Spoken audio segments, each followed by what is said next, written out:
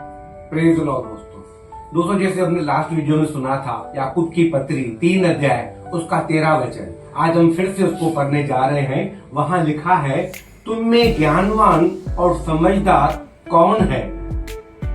जो ऐसा हो वह अपने कामों को अच्छे चाल चलन से उस नम्रता सहित प्रकट करे जो ज्ञान से उत्पन्न होती है। दोस्तों, हम में समझदार और ज्ञानवान कौन है? ये स्वर्गीय ज्ञान की बात कर रहा है। ये शारीरिक ज्ञान, संसारिक ज्ञान, शैतानी ज्ञान की बात नहीं कर रहा है। बाइबल स्वर्गीय ज्ञान की बात कर रहा है कि तुम में से समझदार और ज्ञानवान कौन है जो अपने चाल चलन को नम्रता सहित दिखा सके। दोस्तों, याकूब जो सिखाना चाहता है, हमें समझाना चाहता है, वो ये बोलना चाहता है कि समझदार और ज्ञानवान मनुष्य, सेवाधारी वो है जो अपने नम्रता सहित अच्छे चाल चलन को परमेश्वर को दिखाने पाए, परमेश्वर को प्रसन्न करने पाए, ताकि उसके अच्छे कामों के द्वारा, अच्छे चाल चलन के द्वारा परमेश्वर की आराधना हो, परमेश्वर की महिमा हो।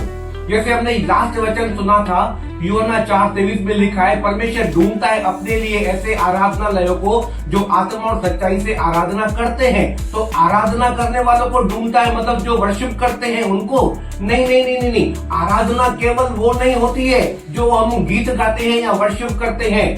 आराधना हमारे चाल चलन के द्वारा भी परमेश्वर की होनी चाहिए। हमारे जीवन के द्वारा परमेश्वर को महिमा मिलनी चाहिए। हमारे चाल चलन के द्वारा परमेश्वर को स्तुति, आराधना मिलनी चाहिए। ये उस आराधना की बात कर रहा है जो आज परमेश्वर ऐसे लोगों को ढूंढ रहा है लेकिन सामने दिखाई नहीं दे रहे हैं। तो दोस्तों, यहाँ याकूब भी हमें वही सिखाना चाहता है कि तुम में बुद्धिमान और ज्ञानवान कौन है जो अपने कामों के द्वारा परमेश्वर की महिमा करे, परमेश्वर को प्रसन्न करे।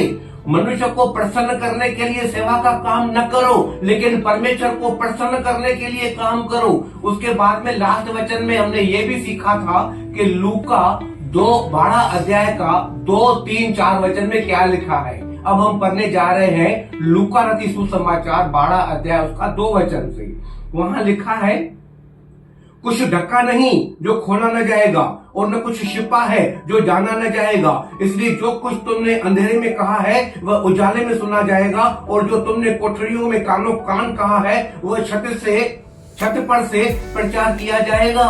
अगर तुम्हारे काम आत्मिक ज्ञान, स्वर्गीय ज्ञान के द्वारा नहीं है, तुम्हारा चाल चलन अच्छा नहीं है, तो परमेश्वर उन कामों को प्रकट करेगा, लोगों को दिखाएगा कि इसके काम कैसे हैं। हमारे भले कामों के द्वारा भी, हमारे अच्छे कामों के द्वारा भी परमेश्वर सबको दिखाना चाहता है, ताकि हम सामने वालों को, लोगों को जान सके कि इनके काम कैसे हैं। कोई मनुष्य प्रकट नहीं करेगा, बाइबल का वचन कहता है परमेश्वर उसको प्रकट करेगा।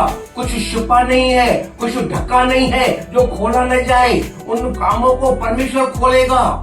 दोस्तों, मैं आपको एक बात बताता हूँ, वो सच्चाई है, उस बात को आप अपने मन में रख लेना, काम की चीज है। हमारे काम हमारे जीवन पर बहुत बड़ा प्रभाव डालते हैं। हमारे बुरे काम भी होंगे तो हमारे जीवन पे बुरा असर डालते हैं, अगर हमारे अच्छे काम होंगे तो वो हमारे जीवन पर बहुत अच्छा काम कर सकते हैं। हमारे काम ही हमारे जीवन से ताल्लुक रखते हैं, तो हमारे जैसे काम होंगे वैसे ही हमारा जीवन होगा। ये बात मैं बार बार दोहराऊंगा ताकि हम सब के मन में ये बात बैठ जाए।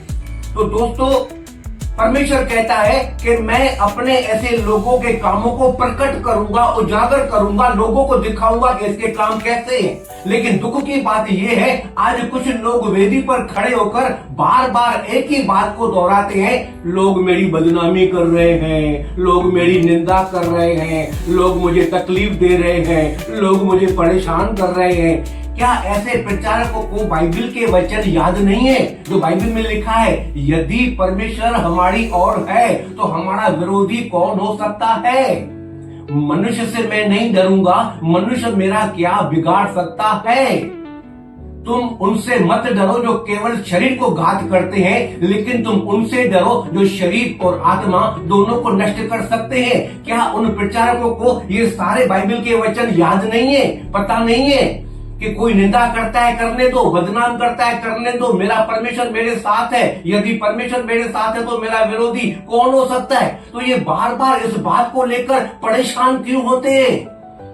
क्या कोई परमेश्वर जिंदा खुदा के होते किसी की निंदा, किसी को बदनाम कर सकता है? या निंदा बदनाम करेगा भी तो उन पर क्या कोई बुरा असर पड़ सकता है? अगर यदि मैं सच्चाई से सेवा करता हूँ, ईमानदारी से, लगन से, तन मन धन से प्रभु की सेवा करता हूँ, प्रभु को प्रसन्न करने के लिए काम करता हूँ, तो कोई मेरा क्या बिगाड़ सकता है? भाइयों, मैं जिंदा खुदा की आराधना करता हूँ, कोई मेरा मनुष्य कुछ नहीं बिगाड़ सकता।